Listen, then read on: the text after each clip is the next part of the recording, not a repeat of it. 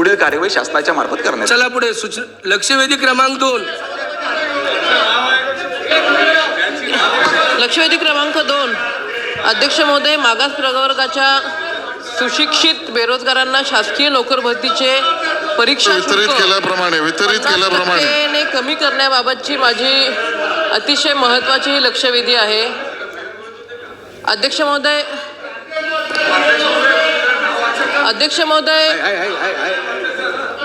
तुम्ही तिकडे बसले. अध्यक्ष महोदय, सन 2014 पूर्वीच्या काळात जवळजवळ बंद असलेली शासकीय नोकर भरती पुन्हा सुरू करून तरुणांच्या हाताला रोजगार देऊन त्यांचे अधिकारी होण्याचे स्वप्न महाभरती महामेगा भरतीच्या माध्यमातून पूर्ण करत असल्याबद्दल अध्यक्ष महोदय, मी सन्माननीय मुख्यमंत्री महोदय, महायुतीच्या सरकारचे मनापासून अभिनंदन करते, त्यांचे आभारसुद्धा मानते. अध्यक्ष महोदय, राज्यात महाभरतीच्या माध्यमातून महायुती सरकार स्थापन झाल्यानंतर आत्तापर्यंत लिपिक, तलाठी, ग्रामसेवक, पोलीस शिपाई, अभियंता, डॉक्टर, नर्स व तत्सम प्रकारची 1,20,000 पदभरती त्या ठिकाणी करण्यात आलेली आहे. अध्यक्ष महोदय, आत्ताच्या अर्थसंकल्पामध्ये सुद्धा सन्माननीय मुख्यमंत्री महोदयांनी सांगितले, महाराष्ट्र लोकसेवा आयोग व इतर यंत्रणांच्या माध्यमातून 75,000 पदांची भरती ही करण्यात येणार आहे. अध्यक्ष महोदय, ही अतिशय आनंदाची बाब आहे. महाराष्ट्रातले जे सुशिक्षित तरुण आहे त्या सुशिक्षित तरुणांना नोकरी मिळणार आहे. त्याच्याबद्दल मी पुन्हा या अर्थसंकल्पामध्ये घोषणा केल्याबद्दल मुख्यमंत्री महोदयांचे आभार मानते. परंतु अध्यक्ष महोदय, ही जी पदभरती सुरू आहे ही पदभरती होत असताना राज्यातील अनुसूचित जाती, अनुसूचित जमाती, विमुक्त जाती, भटक्या जमाती, इतर मागास प्रवर्ग व विशेष मागास प्रवर्गाच्या परीक्षार्थ्यांना राज्य सरकारच्या वतीने विविध नोकर भरती परीक्षेसाठी खुल्या प्रवर्गाच्या बरोबरीने परीक्षा शुल्क आकारले जाते. अध्यक्ष महोदय, उदाहरण द्यायचं झाल्यास 10 फेब्रुवारी 2026 रोजी अप्पर पोलीस महासंचालक गुन्हे अन्वेषण विभाग महाराष्ट्र राज्य पुणे यांनी भरती काढलेली आहे. सहाय्यक शासकीय दस्तावेज परीक्षक आणि एकूण पदसंख्या अध्यक्ष महोदय 16 आहे. याचा फॉर्म जर का अध्यक्ष महोदय भरायचा असेल, स्पेसिफिक प्रश्न विचारा. स्पेसिफिक अध्यक्ष महोदय, म्हणजे लक्षवेधीची सुरुवात आहे ही, त्याच्यामुळे मला पूर्ण पार्श्वभूमी सांगणं गरजेचं आहे. खुला प्रवर्गासाठी अध्यक्ष महोदय 1,000 रुपये त्या ठिकाणी आकारले जातात आणि मागास प्रवर्गासाठी अध्यक्ष महोदय 900 रुपये त्या ठिकाणी आकारले जातात. केवळ 100 रुपये त्या ठिकाणी सूट ही त्या ठिकाणी मागासवर्गीयांसाठी दिलेली आहे. अध्यक्ष महोदय, भरमसाठ परीक्षा शुल्क आकारणीमुळे उक्त उल्लेखित प्रवर्गाच्या परीक्षार्थ्यांना नोकरी भरती अर्ज भरताना आर्थिक अडचणी येत आहेत. त्यामुळे खुल्या प्रवर्गाच्या तुलनेत मागासवर्गीय विद्यार्थ्यांना परीक्षा शुल्क 50% कमी होणे अत्यंत गरजेचे आहे. अध्यक्ष महोदय, भारतीय संविधान कलम 16 अन्वये भारतीय नागरिकांना सार्वजनिक रोजगार बाबतीत संधीची समानता देण्यात आलेली आहे. संधीच्या समानतेचे हे तत्व केवळ औपचारिक समानता, फॉर्मल इक्वॅलिटी नाही, तर संधीची निखळ समानता म्हणजे फेअर इक्वॅलिटी ऑफ ऑपॉर्च्युनिटी त्या ठिकाणी प्रदान करते, ज्यामध्ये ऐतिहासिक सामाजिक अन्याय दूर करण्यासाठी दुर्बल घटकांसाठी विशेष तरतूद वैध मानल्या जातात. मात्र मागासवर्गीय उमेदवारांकडून खुल्या गटातील उमेदवारांप्रमाणे परीक्षा शुल्क आकारण्यात येत असल्यामुळे एक प्रकारे रोजगार समानतेच्या संधीचे तत्व डावलले जाते.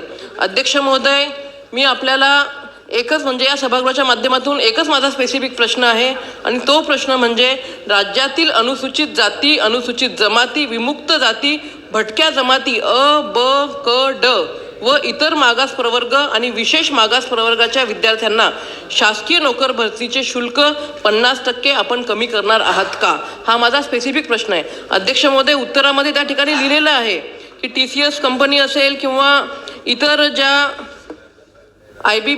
IBPS असेल या इन्स्टिट्यूटच्या माध्यमातून ह्या नोकर भरतीची प्रक्रिया राबवली जाते आणि त्यांनी त्या उत्तरामध्ये दिलेलं आहे की ही जी भरती प्रक्रिया आहे ही पारदर्शक पद्धतीने करण्यासाठी आयरिस स्कॅन, जॅमर, बायोमॅट्रिक वगैरे वगैरे ते जे काही आहे हे त्या सुविधा त्या ठिकाणी देतात आणि त्याच्यामुळे ही परीक्षा शुल्क त्या ठिकाणी आकारलं जातं.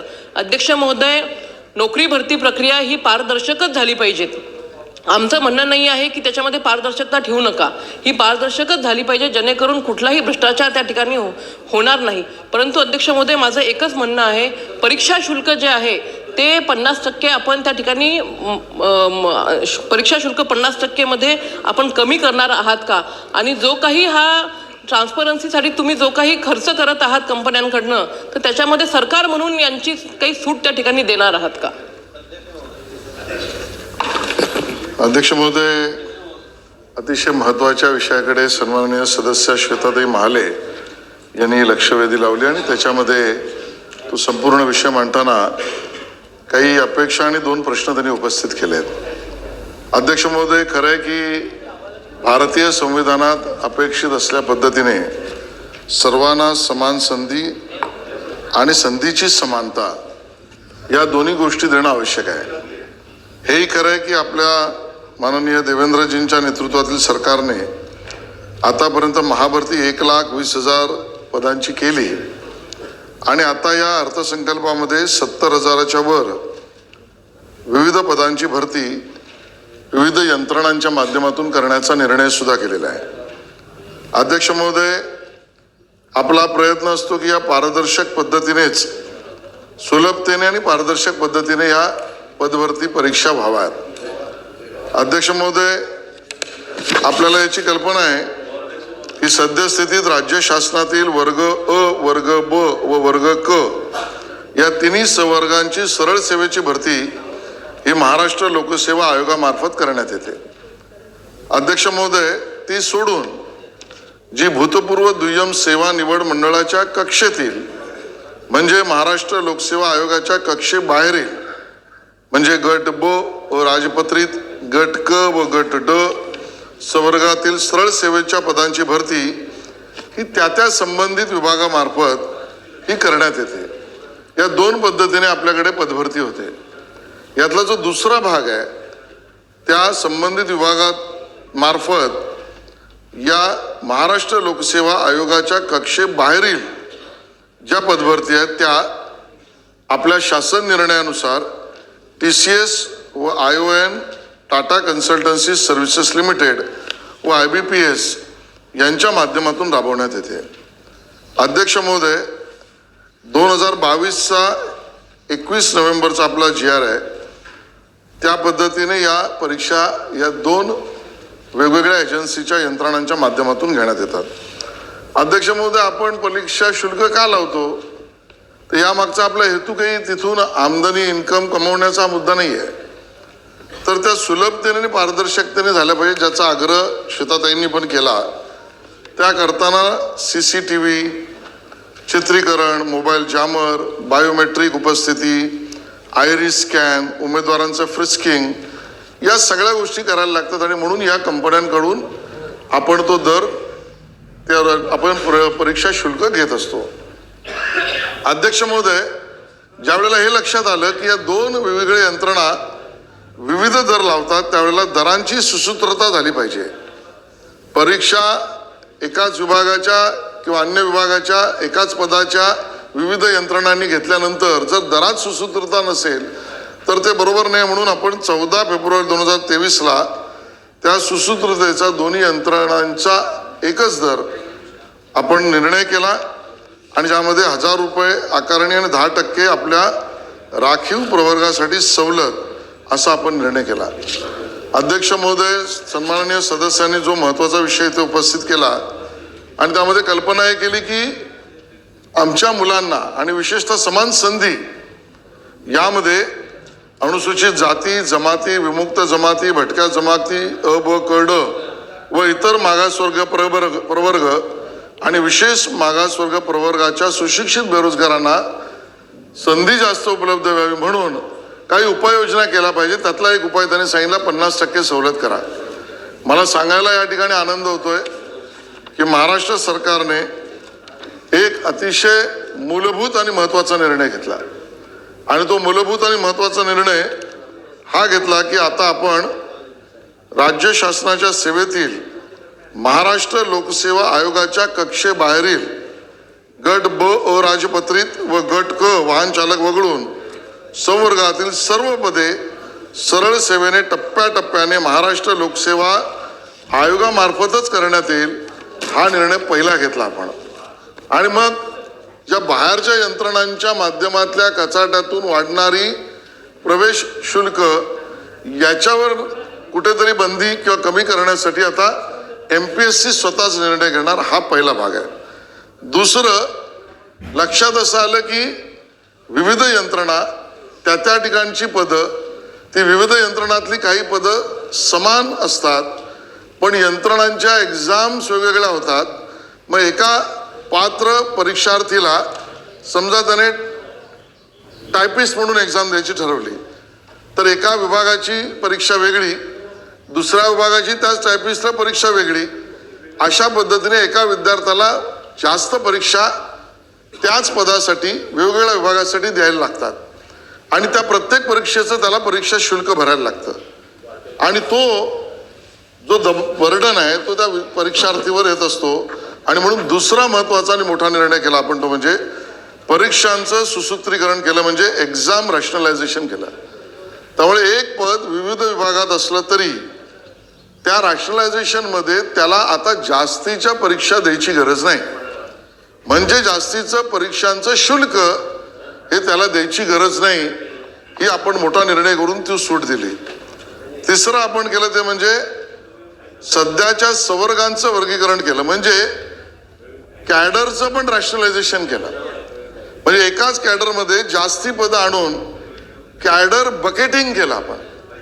म्हणजे त्या कॅडरमधल्या एकाच परीक्षेत त्या कॅडरमध्ये येणाऱ्या सर्व पदांना तो परीक्षार्थी परीक्षा देऊ शकतो. म्हणजे ते नसतं तर त्याच कॅडरमधल्या अन्य पदांसाठी त्याला वेगवेगळी परीक्षा द्यायला लागली असती म्हणजे त्याच्यावर शुल्काचं बर्डन पडलं असतं.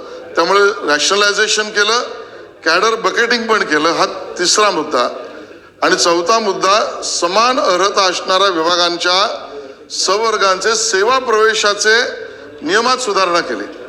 म्हणजे त्यानिमित्ताने सुद्धा त्याला या परीक्षेच्या जंजाळात अडकून जास्त वेळ जाणं जास्त पैसे देणं जास्त परीक्षा शुल्क देणं यातून त्याला कॅडर बकिंग नंतर सेवा नियमांच्या मध्ये सुधारणा सुद्धा आपण केली.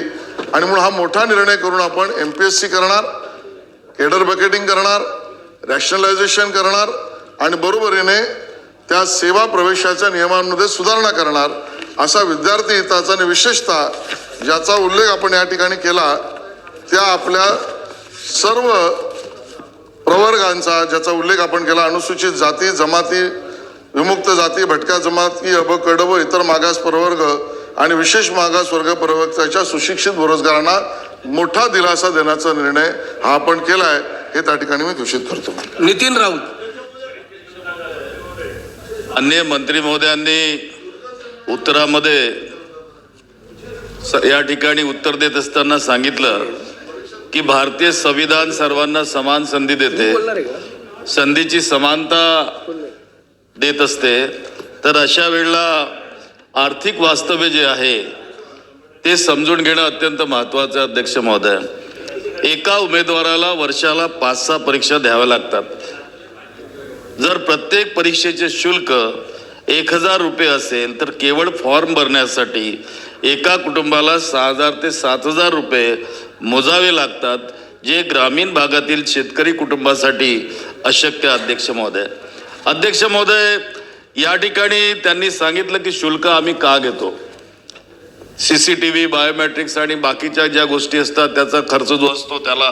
पण मला या ठिकाणी अध्यक्ष महोदय विचारायचं आहे की टाटा आणि IBPS या कंपन्यांच्या सुविधांमुळे हा खर्च वाढला आहे असा जर आपण म्हणत असाल तर मग माझा प्रश्न असा आहे की राज्याच्या तिजोरीतून हजारो कोटीच्या जाहिराती आणि इव्हेंट्सवर खर्च करणाऱ्या या सरकारला गोरगरीब विद्यार्थ्यांच्या परीक्षेसाठी लागणारा खर्च उचलणे जड जात आहे का हा एक प्रश्न आहे.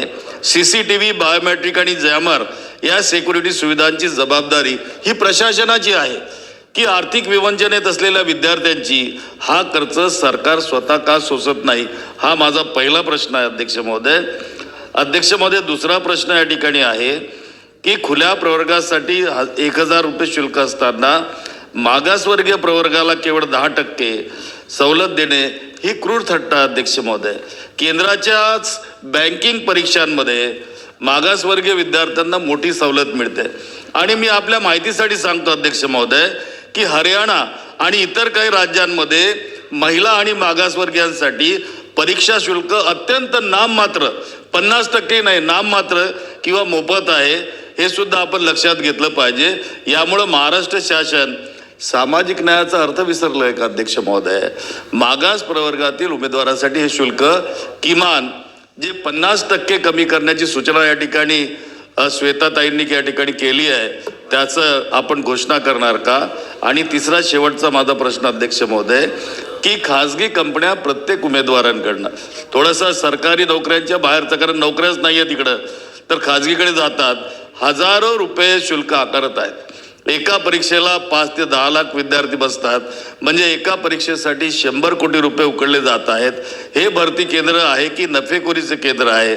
जर या कंपन्यांचे दर वेगवेगळे असतील तर सरकारनं कॅपिंग का लावले नाही आणि सुशिक्षित बेरोजगारांच्या हतबलतेचा फायदा घेऊन खाजगी कंपन्यांचे खिसे भरण्याचे धोरण शासन त्वरित रद्द करणार आहे का? हा शेवटचा माझा प्रश्न आहे अध्यक्ष महोदय. अध्यक्ष महोदय, खरं तर पहिल्या प्रश्नाचं उत्तर मी अगदी डिटेलमध्ये दिलं की समान संधी या विषयाला धरूनच, ज्याचं उदाहरण सन्माननीय सदस्य नितीन राऊत साहेबांनी दिलं आणि त्याचा उल्लेख श्वेताताईंनी सुद्धा केला होता की एका उमेदवाराला परीक्षार्थीला जास्त परीक्षा द्याव्या लागतात, जास्त वेळा द्यायला लागतात आणि म्हणून आपण परीक्षांचं रॅशनलायझेशन केलं, केडरचं बकेटिंग केलं, सेवा सुधारणांच्या नियमांचं सुसूत्रीकरण केलं आणि सगळ्यात ज्याचा उल्लेख केला 2 कंपन्यांच्या माध्यमातून ज्या एक्झाम MPSC क्षेत्र वगळीच्या होत्या त्या काढून शासन निर्णय करून MPSCच त्या परीक्षा घेणार हा निर्णय केला. त्यामुळे याच्यात सर्वात तुमच्या प्रश्नाचं उत्तर त्या ठिकाणी आलेलं आहे. दुसरं आपण या ठिकाणी प्रश्न उपस्थित केलात तो म्हणजे केंद्र सरकारच्या बँकिंगचा, परीक्षांचा आणि अन्य राज्यांच्या परीक्षांच्या बद्दलच्या असलेल्या विशेषतः आपल्या राखीव प्रवर्गाच्या परीक्षार्थींना काय दर असला पाहिजे. मला या ठिकाणी स्पष्ट करायचं अध्यक्ष महोदय, नफेखोरी, कमाई, फायदा हा राज्य सरकारचा या परीक्षातल्या परीक्षा शुल्काचा हेतूच नाही. तो कधीच नव्हता. ज्यावेळेला तिथले तुम्ही बसणाऱ्यांचं सरकार होतं किंवा इथे आपण बसणाऱ्यांचं असूच शकत नाही. त्यामधला फक्त उत्तरामध्ये निर्णय हा उत्तरामध्ये स्पष्टीकरण हे दिलं की ती शुल्क फी काय आणि ती शुल्क फी सुद्धा 2 यंत्रणांची वेगवेगळी होती. ती सुसूत्रीकरण का केलं आणि त्यात सूट कशी दिली हा त्याच्यातला उल्लेख आहे.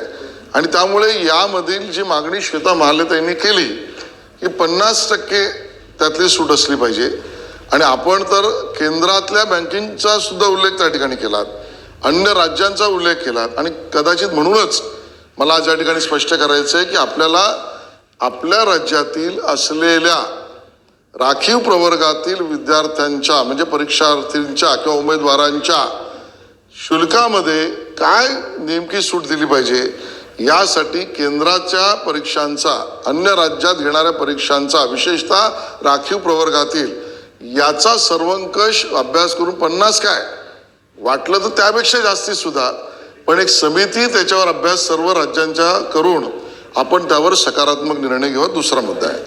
तिसरा मुद्दा खाजगी नोकरी परीक्षांच्या बाबतीत कॅपिंग लावण्याच्या बाबतीत सरकारचं धोरण काय? तर होय, यात नफेखोरी न होता सुसूत्रीकरण आणि सुलभीकरणाने कुठली लूट न होता परीक्षा खाजगीने घेतल्या पाहिजेत.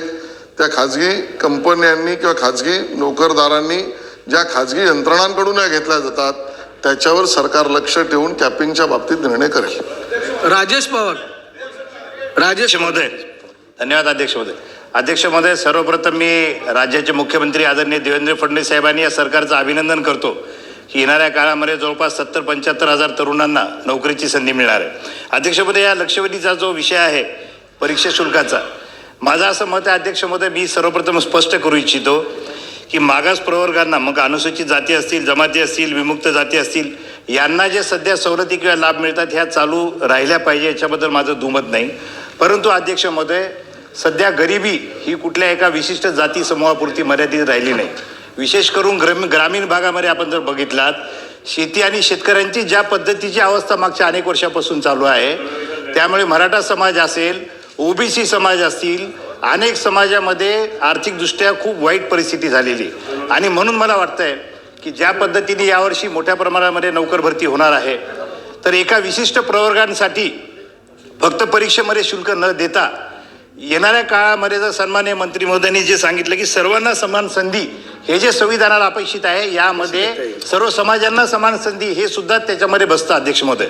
म्हणून याला कदाचित माझा स्पेसिफिक प्रश्न मंत्री महोदयांना हा आहे की सरकार म्हणून, मग ते केंद्र सरकारच्या परीक्षा असतील किंवा राज्य सरकारच्या परीक्षा असतील, यामध्ये जर आपण जर परीक्षा शुल्कामध्ये सवलत देण्याचा जर विचार करणार असाल किंवा जेव्हा कराल, त्यामध्ये आपण केवळ एका जाती समूहापुरतं त्याच्यामध्ये 50% सूट न देता आपण आर्थिकदृष्ट्या मागासलेल्या कुठल्याही समाजातील विद्यार्थी असतील त्यांना आपण सूट देण्याचा विचार करणार का?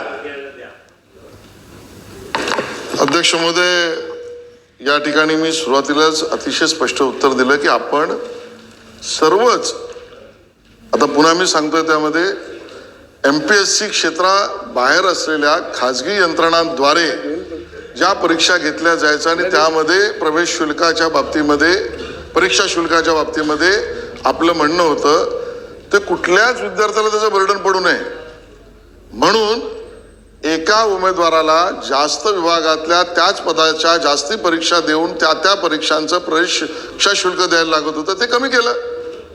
आपण एक्झामचं रॅशनलायझेशन केलं. म्हणजे एका मुलाला एका विभागात टायपिस्टसाठी तेच पद, दुसऱ्या विभागातल्या टायपिस्टसाठी तेच पद, यासाठी टायपिस्ट पदासाठी 2 परीक्षा द्यायला लागत होत्या सुधीर भाऊ. आता आपण एक्झाम रॅशनलायझेशन केली, त्यामुळे त्याला 2, 3, 4 त्या विभागांच्यासाठी प्रवेश शुल्क किंवा परीक्षा शुल्क द्यायची गरज नाही. दुसरं, त्या विभागातल्या कॅडरचं आपण बकेटिंग केलं. म्हणजे एका बकेटमध्ये टायपिस्ट पण आला, पिऊन पण आला, अजून काही पद आलं, त्या विभागाचं बकेटिंग केल्यामुळे तो पात्र असलेल्या उमेदवाराला त्या 4 पदांसाठीच्या परीक्षा द्यायला लागल्या.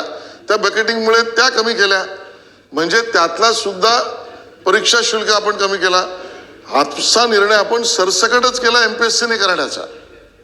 हा मोठा निर्णय आपण केलाय. मला असं वाटतं माननीय मुख्यमंत्री महोदयांचं आणि विभागाचं त्या ठिकाणी अभिनंदन यासाठी केलं पाहिजे की हा आपण मोठा निर्णय केला. तिसरा मुद्दा जो आपण म्हणालात की एका विशिष्ट जातीचा विचार, मला असं वाटतं की आपण सगळेच मानतो की होय, राखीव प्रवर्गातील असलेल्या आपल्या उमेदवारांचा सूट किंवा त्यांचा अधिकार संविधानिक आहे, याला कुठेही गालबोट लावण्याची काही गरजच नाही. त्यांना तो मिळालाच पाहिजे, सरकारची भूमिकाच आहे. ते सोडून विविध वेळी अतिवृष्टी झाली, दुष्काळ झाला, टंचाईची परिस्थिती आली, तर त्या भागातल्या उमेदवारांच्या परीक्षांच्या बाबतीत सरकार सूट देतेच.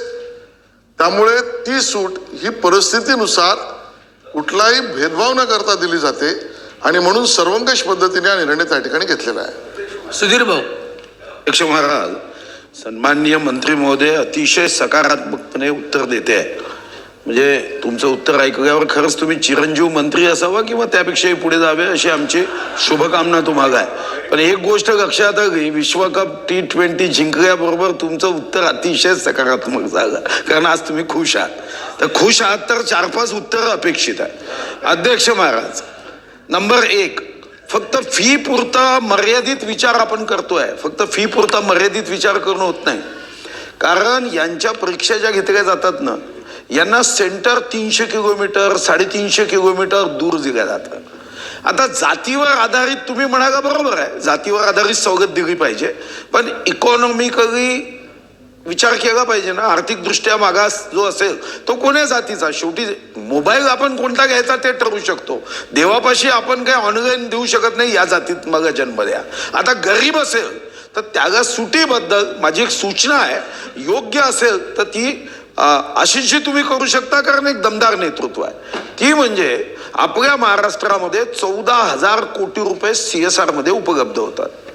या कॉर्पोरेट सोशल रिस्पॉन्सिबिलिटीमध्ये आता एक्झाम सोशल रिस्पॉन्सिबिलिटी टाकून जर त्याच्यातून 500-600 कोटी रुपये काढले आणि या गरीब विद्यार्थ्यांच्या परीक्षेच्या संदर्भामध्ये मग त्यांच्या बसमध्ये सूट दिली, त्यांना रेल्वेमध्ये सूट दिली, ते जेव्हा नागपूरला जातात उद्या होणारा तहसीलदार भविष्यातला तो फुटपाथवर झोपतो कारण तो गडचिरोलीमधून आलेला असतो, गरीब कुटुंबातला असतो. तर याचा एक सर्वंकष आराखडा तुम्ही करू शकाल का? दुसरा, अतिशय उत्तम उत्तर मंत्री महोदय देत आहे. तर दुसरं की या टाइम टेबलमध्ये 5 वर्षाचा टाइम टेबल करून दिला पाहिजे. तुम्ही आता बकेट केली की टायपिंगच्या 10 परीक्षा होणार नाही.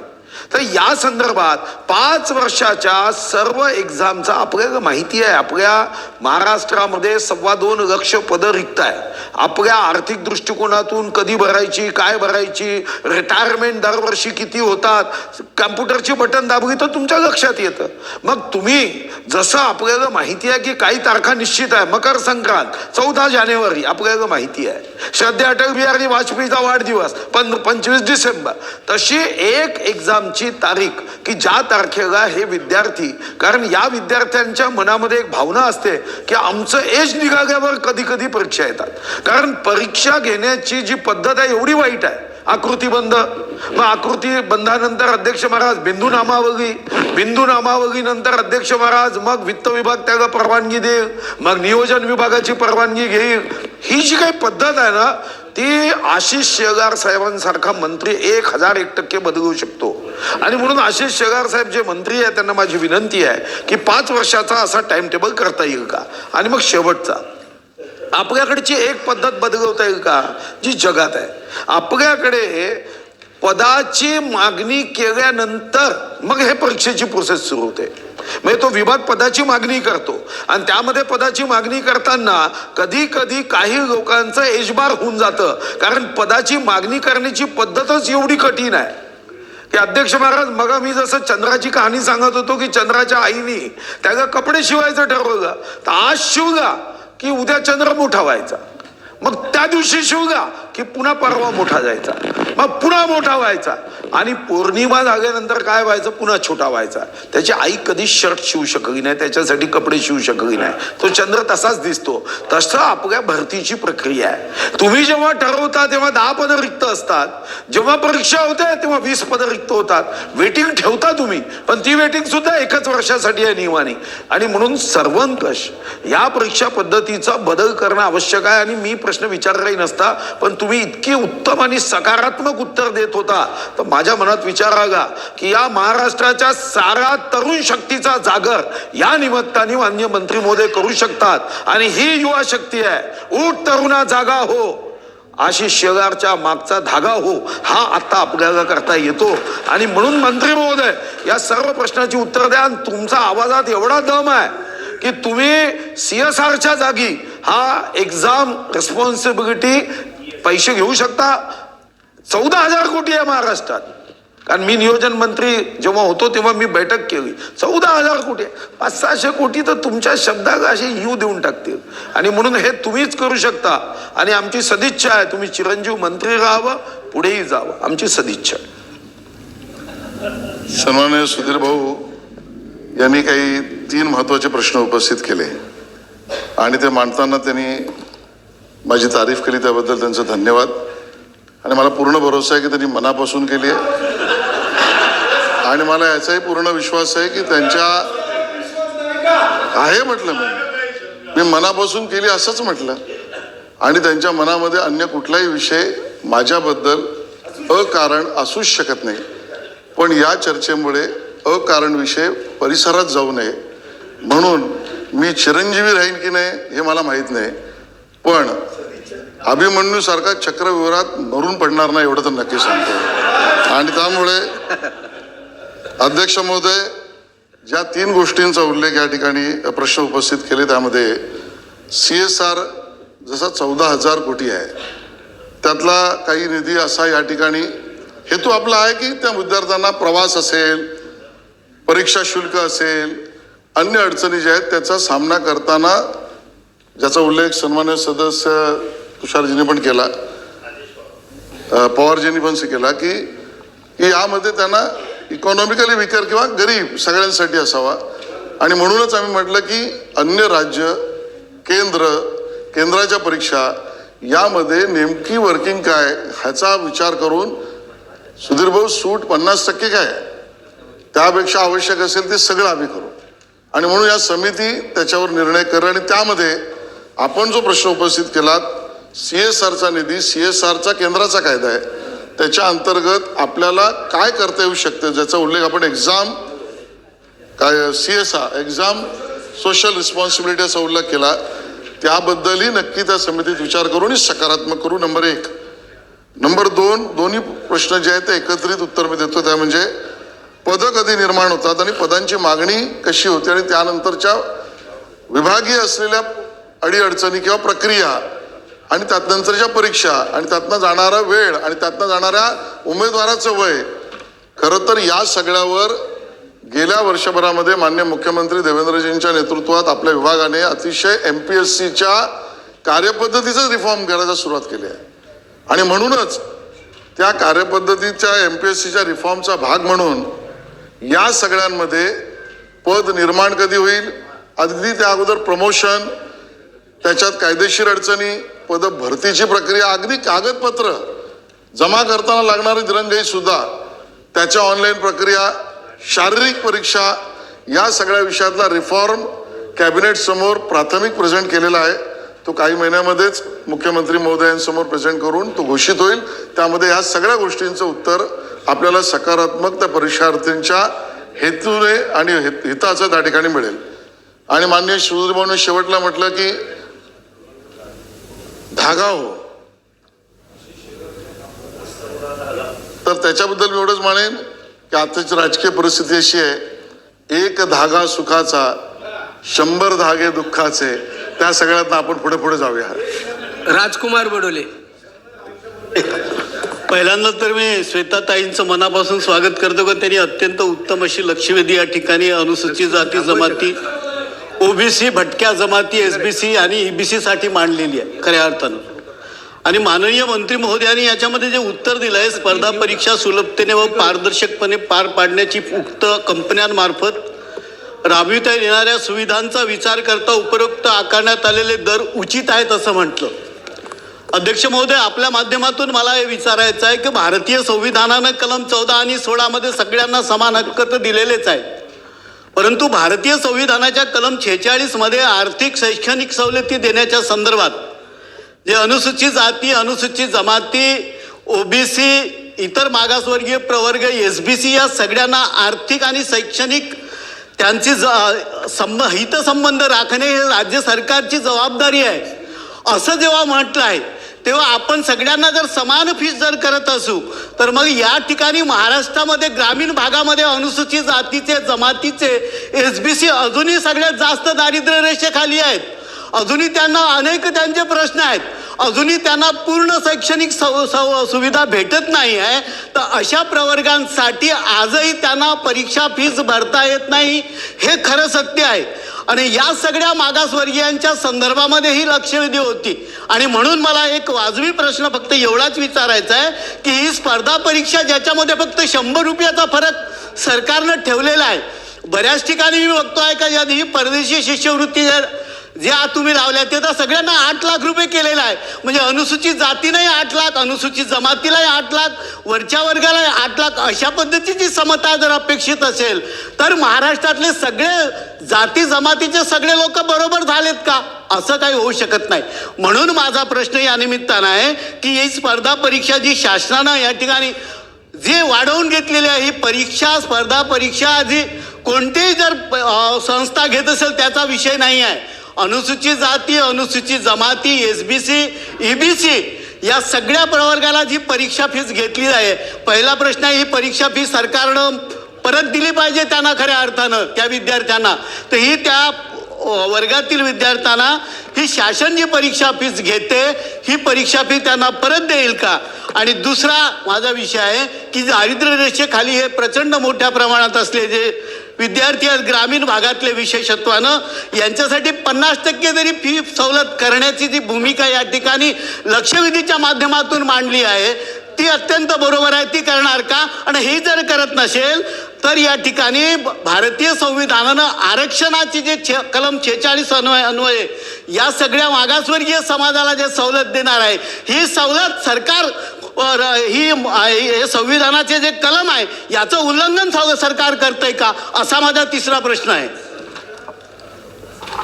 अध्यक्ष महोदय, सरकार कुठल्याही संविधानाच्या कलमाचा त्या ठिकाणी दुरुपयोग काय किंवा तो कुठेही मोडण्याचा प्रश्नच येत नाही. संविधानाअंतर्गत बाध्य असलेल्या प्रक्रियेनेच आपण काम करतो आणि म्हणूनच ज्या परीक्षा आपल्या राखीव वर्गासाठी, विशेषतः अनुसूचित जाती, जमाती, विमुक्त जाती, भटक्या जमाती, अ, ब, ड, इतर मागास प्रवर्ग व विशेष मागास प्रवर्ग यांच्यासाठी ज्या अन्य यंत्रणांकडनं केल्या जात होत्या, तो निर्णय आपण बदलला आणि MPSCला करायला लावला. कारण हाच मुद्दा आहे की प्रवेश शुल्क, परीक्षा शुल्क हे कमीत कमी त्याला पडलं पाहिजे. एक. दुसरं, पुन्हा एकदा मी तेच सांगतोय, एका उमेदवाराला एकाच वेळेला विविध विभागांच्या विविध परीक्षा द्यायला लागून त्याच्यावर प्रत्येक परीक्षांचं परीक्षा शुल्क हे बर्डन होतं, ते कमी करण्यासाठी त्याच्या परीक्षांचं रॅशनलायझेशन केलं. म्हणजे एका उमेदवाराला जास्त परीक्षा देण्याची गरज नाही, ही त्याला दिलेला मोठा निर्णयाची सूट आहे. तिसरं, एका विभागातील केडरला आपण बकेटिंग केलं, म्हणजे त्याच विभागातल्या विविध पदांसाठी त्याला विविध परीक्षा त्या विभागात द्यायला लागत होत्या, त्या द्यायची गरज नाही आणि तेवढे परीक्षा शुल्क द्यायची गरज नाही, त्यातही आपण रिलीफ दिला. आणि चौथं, 50% मागणी श्वेताताईंनी केली. मी मगाशी सांगितलं, आता पुन्हा सांगतो, ह्याच्यातनं काही आमदानी कमवणं हा मुद्दाच नाही. आमच्या आरक्षित प्रवर्गातील आमच्या परीक्षार्थींना सूट मिळालीच पाहिजे आणि ती केंद्राच्या बँकिंगची किती आहे, अन्य राज्यांची किती आहे, 50% काय, त्याच्यापेक्षा जास्त असेल तर आपण करू. त्याची समिती निर्णय घेऊन पुढच्या अधिवेशनाच्या आधी आपण निर्णय घोषित करू. धन्यवाद अध्यक्ष महोदय. बरेचसे विषय यामध्ये आता सगळ्या सदस्यांनी मांडले आणि त्याचं सविस्तर चांगलं उत्तरही माननीय मंत्री महोदयांनी दिलं आणि मी शासनाचं आणि मंत्री महोदयांचं विभागाचं मनपूर्वक अभिनंदनही करतो की सगळ्यात महत्त्वाचा निर्णय म्हणजे या सगळ्या परीक्षा आता भविष्यात MPSCच्या माध्यमातून घेणार, हे अतिशय महत्त्वाचं आहे. आणि अध्यक्ष महोदय, या सगळ्या भरतीच्या बाबतीतला सगळ्यात महत्त्वाचा टप्पा कोणता असेल तर तो आहे परीक्षा. आणि या परीक्षा घेताना मध्ये बऱ्याच अडचणी आल्या. अनेक आपल्या परीक्षार्थींनी आपल्या भावना व्यक्त केल्या की याचे केंद्र चांगले असले पाहिजे, म्हणजे जिथं व्यवस्थित पारदर्शकपणे परीक्षा होईल. आणि त्या परीक्षा केंद्र, अनेक केंद्र असे होते मधल्या काळात की जिथं कॉपी झाल्या किंवा त्या चुकीच्या गोष्टी झाल्या, त्याच्यावर कारवाई झाली. त्या केंद्रानं फक्त नाव बदलवून दुसऱ्या कोणीतरी व्यक्तीचं अडवून पुन्हा ते केंद्र सुरू झाले. तर मला असं वाटतं की या परीक्षा घेताना याचाही विचार झाला पाहिजे. आणि सुधीरभाऊन जसं सांगितलं की CSR मधून या जर शुल्काचा विचार आपण केला तर निश्चितपणे सगळ्या विद्यार्थ्यांना लाभ मिळेल, आर्थिकदृष्ट्या जे कमकुवत आहेत त्यांनाही लाभ मिळेल. पण याची कल्पना मला आहे की असं जर केलं तर मोठ्या प्रमाणात एखादं देऊन टाकू पाहू परीक्षा, अभ्यास झाला नाही झाला तरी त्याच्यामुळं परीक्षार्थी वाढतील मोठ्या प्रमाणात आणि यंत्रणेवर ताण येईल. त्यामुळे त्यात आपल्याला 1-2 सुधारणा करता येतील की किमान त्यात आपलं मार्क जेवढे मिळवले पाहिजे किंवा एक सलग 2 परीक्षांना उपस्थित राहिलं पाहिजे, या पद्धतीने काही कमी होऊ शकतील. आणि अध्यक्ष मध्ये अंतराचा जो महत्त्वाचा विषय, त्यामध्ये एक माझी सूचना आहे की जे फॉर्म भरतात विद्यार्थी, त्यावेळी फॉर्म भरताना किमान त्याच्या जिल्ह्यामध्ये ते केंद्र असावं किंवा मोठ्या प्रमाणात संख्या केंद्र उपलब्ध नसतील तर लगतच्या जिल्ह्यात तरी किमान त्यांना त्यांचं परीक्षा केंद्र मिळावं, जेणेकरून आर्थिक ताण तो त्या विद्यार्थ्यांवर येणार नाही.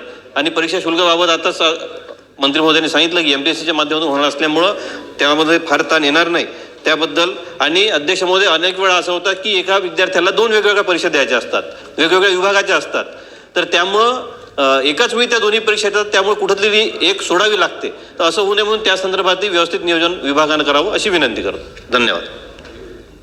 अध्यक्ष महोदय, मी पुन्हा एकदा 5व्यांदा तेच सांगतोय की आपण एक्झामचं रॅशनलायझेशन याच कारणासाठी केलं की एका विद्यार्थ्याला वेगवेगळ्या परीक्षा द्यायला लागतात, वेगवेगळं प्रवेश शुल्क द्यायला लागतं.